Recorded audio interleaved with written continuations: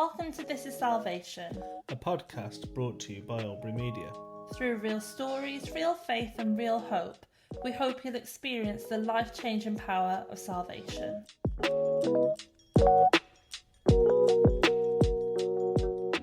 Indeed is a very sad and solemn occasion. You're not allowed to... That's it, you'd be out.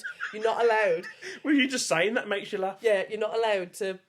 Okay, let's try that first before we carry on. Right. Well then. Say This it. indeed is a very sad and solemn occasion. And you have to not laugh. There you go. You say it. You can say it in different voices to make people laugh and, yeah, go.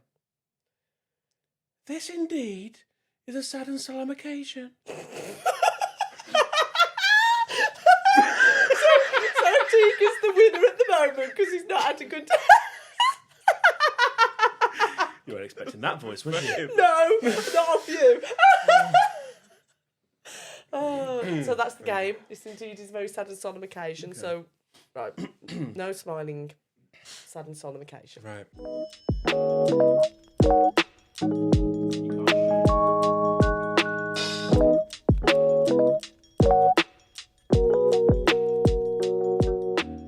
Welcome back to This is Salvation, the podcast where we explore what it really means to know God, follow Jesus, and find hope that lasts. I'm Luke, your host, and as always, I'm joined by Adele. Hello, Adele. Hello, and welcome back. We hope you enjoyed the first 2 episodes of This is Salvation. We have some new microphones. I feel like they're about to attack us. We're in a new room. We're surrounded by the hills. How lovely is that? And we're going to enjoy a new episode today. It's very fancy, isn't it? Hopefully that means we're very clearly heard. Yes. So even without subtitles, you can listen to us. Even with my black country accent. Yes, and you did hear another voice there. So today we've got a guest. We're joined by Tiga. Yes, hello. It is good to be here. It's great to be here, even. Excellent. Well, that's good to hear. So now, if you're really wondering what faith is, you're not alone. For some, faith is comforting. For others, it's a bit uncertain. Not too sure what it means. And maybe for you, it's a word you've heard in church, but you don't really fully understand it. The Bible says faith is right at the heart of our relationship with God. So today we're going to ask the big question, what is faith and why does it matter? Because you gotta have faith, the faith, the faith. Yeah, you gotta have faith. You gotta have faith, the faith, the faith. Yeah. Do you know this, Atiga? No, I've never heard Atiga doesn't even know it. No. Baby! Oh. Anyway, we're trying to be serious here. So today we'll explore together what the Bible actually says about faith, why faith isn't the same as blind belief, and how faith really looks when it's lived out in the middle of real life. Not George Michael. So let's start here. When we use the word faith, what are we actually talking about? All right, let's start with the basics, but not in a shallow way. We've all heard the word faith before, but what does it actually mean? If we don't get this right, everything else in Christianity is a bit blurry. Let's clear that up together. So, Atiga, when Christians talk about faith, what do we actually mean? I think to me, faith is about knowing, believing, but also trusting and following the steps and the guidance that Jesus has laid out for our lives. You said the word belief a lot. So is faith the same as belief, or is there more to it, do you think? Oh, there's so much more to it than belief. It's hard to describe faith without using belief. It is more about trust, I suppose. Trust that no matter what you're going through, no matter how difficult things may get, that God is there alongside you.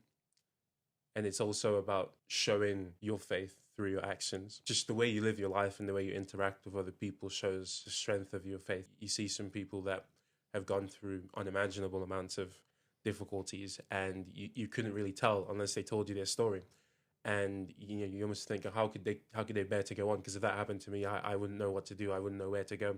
And what they fall back on a lot of the times is they fall back on Jesus and they fall back on their faith in him and their personal relationship with him. So faith is also that relationship with God.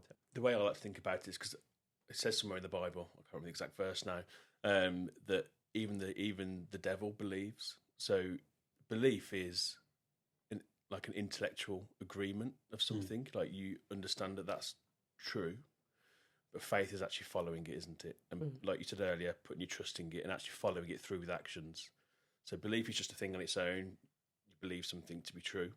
But then faith is belief plus trust plus your response to that as well. Yeah. So in Hebrews 11, verse 1, it says, faith is confidence in what we hope for and assurance about what we do not see. So it just goes back to that, faith is a trust in a person, i.e. God, not just a belief in ideas. It's that relationship, isn't it? Faith isn't just an idea or a definition. It's real. It shows up in the way we live. So let's make this a bit more practical for anyone that's listening. So what does it actually look like in real life? So the question, Atiga, if faith is trusting God, what does that actually look like in practice? Ooh, that's a really hard question. In practice, it means, I touched on it a little bit before, but when things go really wrong, it means that you have God to fall back on, you have your relationship and your trust in him. I can think of a practical example, so it's harder to mention, but my mother is one of my best examples of what faith, in my opinion, should be like. It's that resilience, because I know the things that she's gone through, and to see her get to the point that she is today and still have such a strong belief and a strong relationship with God would almost told me for sure that growing up that this God is real, right? There's something more to it, because knowing and understanding someone and understanding that the whole reason for the way they are is because of their relationship with Jesus. Faith is also, it's about sometimes taking a risk that others might consider as, I don't know, foolish or just a strange thing to do.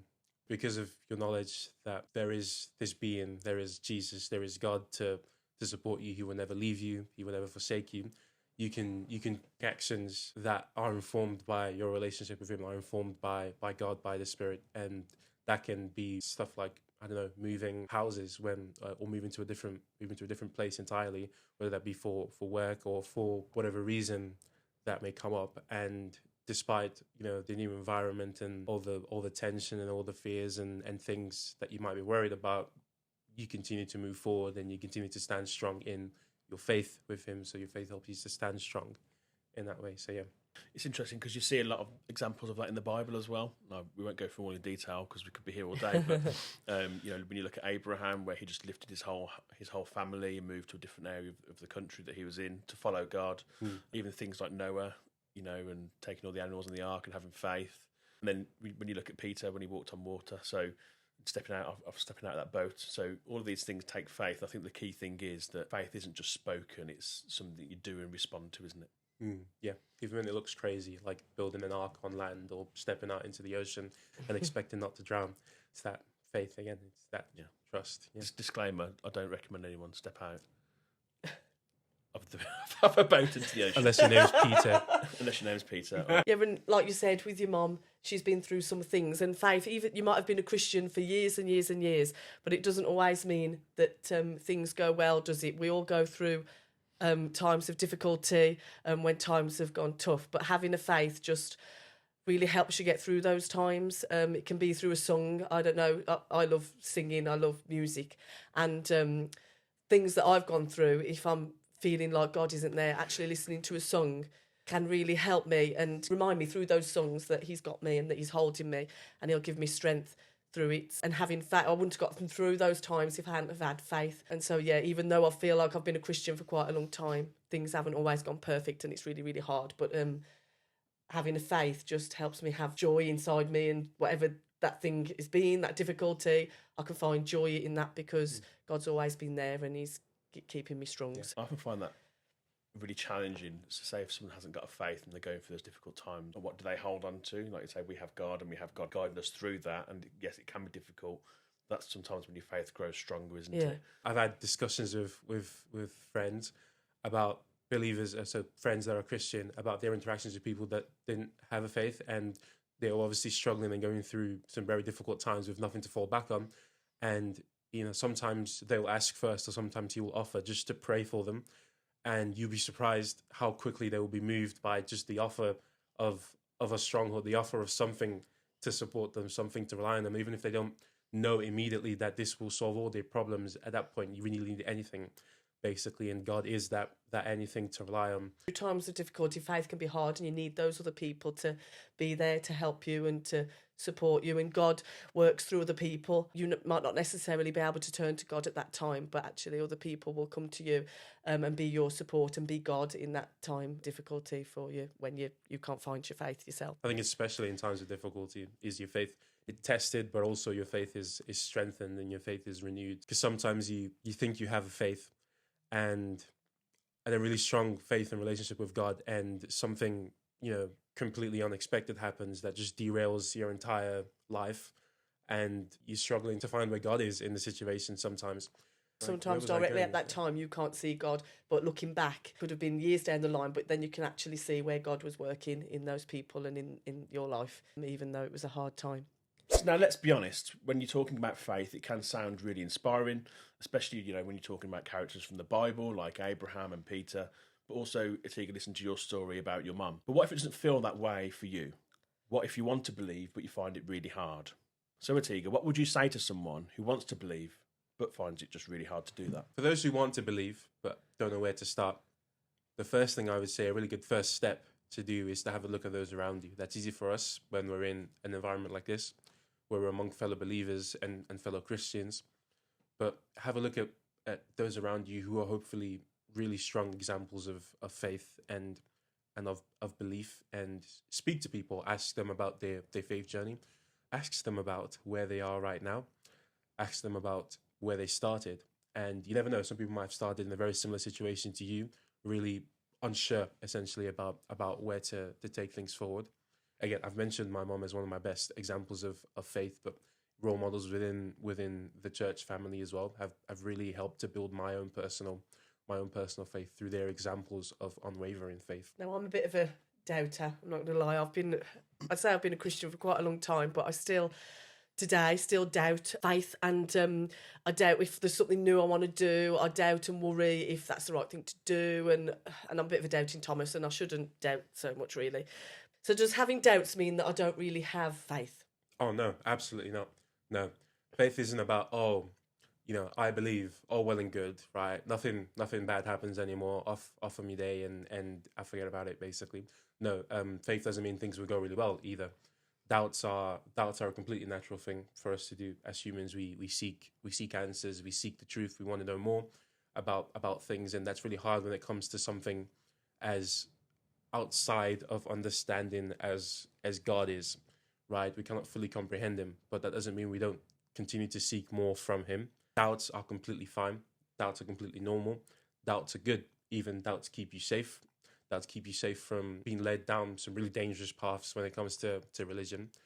Questioning is really important, because you can't understand something unless you come to question it and to really understand it for yourself. Where other people can help you, because when you have these doubts, you can chat to fellow Christians, can't you? And they can really help you. And I think it's important to turn to God in prayer. But when you're having those doubts, it's really difficult, because you sometimes doubt how God's going to answer it, because sometimes God doesn't answer it how you want it to be answered. So it's a vicious circle, really, isn't it? It's just hard then not to have those doubts, because God doesn't always answer it how you want to. And faith's quite hard, really, isn't it? Yeah, I think what I would say to people who are interested in faith, or not sure about faith, or not sure about believing and what they should do, I think people think they need to try and be perfect before they can come to God, or come to church, or come to Christianity, or just even speak to people. That's just not the case. None of us are perfect. No. It's about starting now, where you are here today, whether you have doubts, whether you're not sure, but taking that first step. And the thing is, faith isn't about having, it's not about doing it yourself. It's about the strength of God will do that for you. And you might have a really strong faith one day, and then something might happen, and then your faith might, that little light might get dimmer. But then, something, you might have this really low faith for a while, but then something will happen, and then that faith will pick up a bit, and that light will glow brighter. I think, to be honest, a healthy faith does ask questions, does have doubts, but it's about seeking that truth through that. I had a really good conversation with someone at a worship service at Darlaston, and she was talking to me. The topic was about how she felt that she didn't feel that God could use someone like her to do what other people were doing, and she gave some examples like the minister, so like preaching to other people and things of that sort. And she just felt because of her backstory and all the things that she had done, she didn't feel like essentially she would be worthy of that. All I could say was, if you have a look in the Bible, it is littered with examples of people who felt they were not worthy to be used. And those were the people who were most effective to be used by God. Because who better to believe as an unbeliever or someone who feels they are a sinner than someone who was also a sinner, or someone who was also gone through similar difficulties as you. It's not about fixing yourself and coming to God after you've been fixed, but it's about being fixed through God. It's a journey, right? So that's why doubts are completely fine. To have feeling that you're not worthy is completely understandable to have. But the truth is that none of us are worthy of what God is, right? It's never been about being worthy. That's what God's grace means. That's what the grace to be saved through God means. That's why we have to have faith in his forgiveness and his deliverance and his power to save. So we've talked about what faith is, what it looks like practically in real life, and what it means to kind of wrestle with doubt through that as well. But here's the big question: why does faith actually matter so much? You know, why not just live a good life and be kind? Why is faith central to the Christian message? Faith is important because, well, as Jesus says so clearly, no one comes to the Father except through me. And, you know, good people exist everywhere. And, well, it's not easy to be a good person, and it's amazing to be a good person, but a good person won't get you to the end goal of Christianity, which is a reuniting with our Father, the Lord Jesus Christ, because no one can come through the Father except through Jesus. That's why you need to have that faith in Jesus, that relationship with Jesus, and it's through that faith that we are forgiven and we are saved and we're given his grace, and therefore we can be reunited with God. So that's why it's important. I think the key is when it's free for everyone, right? Anyone can, all they have to say is yes, all they have to do is believe and have faith, and that's how you receive that salvation, isn't it? If somebody who was listening was asking, where do I even start with faith, what do you think you'd say to them? Well, a great place to start is the Bible. My recommendation would be, if you want to know more about Jesus, to read the Gospels and to read about personal encounters with Jesus and his disciples. Another great place to start is your local community, community of believers, those that you may know as believers, those you may not know as believers, but also, you know, your local church and anywhere where you can gather in fellowship with people to learn more about God and to worship God is a great place to start. I think everyone will know someone who's a Christian, right? Yeah. So I would just say, just ask someone, ask a Christian, if you're not sure, you know, why do they believe? What faith do they have? Just try and explore and understand from that perspective. Because faith, I think, can be really confusing. I think we can complicate it sometimes. So having somebody that is there to help and to support you, I think, is really important. For me, when you said about reading the Bible, when I've started reading that, it just goes over my head. I find it too big. I find it really too much. But finding people that can be there to help you and support you, to me, is really important, because they might see something in the Bible that you haven't seen, and all the big words and things for me just overwhelm me. So I think community is really important, and having people there to help you and to guide you, because going it alone is just, it's then even harder. And then you just, for me, mine just gets all frazzled and I don't know where to begin. So having that community is just really important, I think. And even if it's just one friend, one person that can help you along with your faith journey. And just try not to make it so complicated, because having faith is an amazing thing. And if you just make it simple, then, for me, if I make it too much, it's just then makes it even harder. But just having that simple faith, knowing that God loves you, he died for you, and that he'll do anything for you, just amazes me, really. And it's fantastic. And it just makes faith that little bit simpler, for me anyway. Yeah. And posing that question for someone else is an excellent way to help them along their journey, to help them to, almost as you said, to simplify, or rather to concentrate exactly what their faith is and what their belief in Jesus is, so that they can actually explain that to you. So you'd be surprised how many people will be actually quite happy, even though they might be a bit shocked at first that you asked them that question, would be quite happy to start to explore that with you. I have an open invitation here, actually. So if anyone here is listening who knows me, doesn't have a faith or wants to know more, feel free to come and ask me. I'm very Yeah. happy. I'm sure you'll be the same with Tigo. I'm sure you'll be the same with Adele. Yeah. Um, I wouldn't always have the answers. no, But of I course. try my hardest to share my story and because we all have a story. We all have been on this faith journey, and it's amazing what God's done in all our lives. The first thing I would say to anyone listening is just start really small. And maybe just say a really simple prayer. You might have never done it before, but just say the words, God, if you're real, show me who you are. And I think just even saying those words, God, if you're real, show me who you are, you'll be amazed at what doors those might open. So today we've been asking, what is faith and why does it matter? Maybe you're listening as a believer and it's about understanding and that reminder to keep trusting in God in those big steps and in those small steps. Maybe you're listening as someone who's a bit curious. You realise in faith maybe not be as far away as you initially thought.